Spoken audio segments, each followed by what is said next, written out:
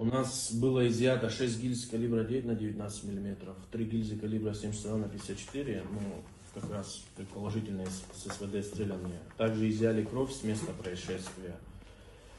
Изъяли 2 среза металлического забора с пулевыми. Изъяли 1 срез спинки лавочки, также с пулевым.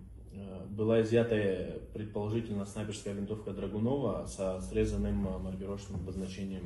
С ней был 1 магазин с 5 патронами и 1 патрон в патроннике содержался. Оболочка и сердцевина пули, сердечник, предположительно 72 на 54. Вопрос по генетической экспертизе мы уже обсуждаем с нашими российскими коллегами. И все необходимые мероприятия по проведению тех экспертиз, которые будут необходимы в рамках расследования этого дела, будут проведены. Потому что мы уже предварительные обсуждения провели с нашими российскими коллегами, чтобы нам, насколько возможно, быстро ускорили вопрос проведения генетической экспертизы. В первую очередь надо отработать физическую базу.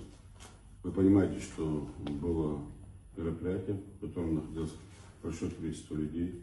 Необходимо установить возможных свидетелей, очевидцев этого преступления. Всю хронологию произошедшего нужно восстановить. Необходимо получить максимальные сведения о возможном обнаружении данного человека, его внешнее описание. Повторно сегодня отработать весь маршрут возможного отхода. Посмотрите, где есть камеры. Я понимаю, участок очень сложный.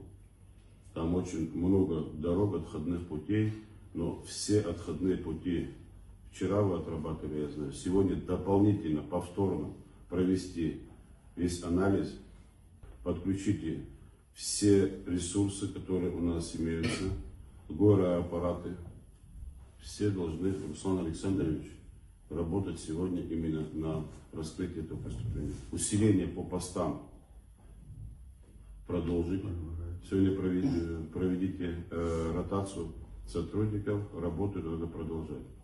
Работу по границе, по приграничным регионам также продолжить. Самое главное определиться с самим преступником, понять, как он выглядел.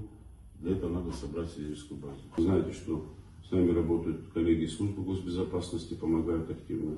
В полном взаимодействии с ними работать.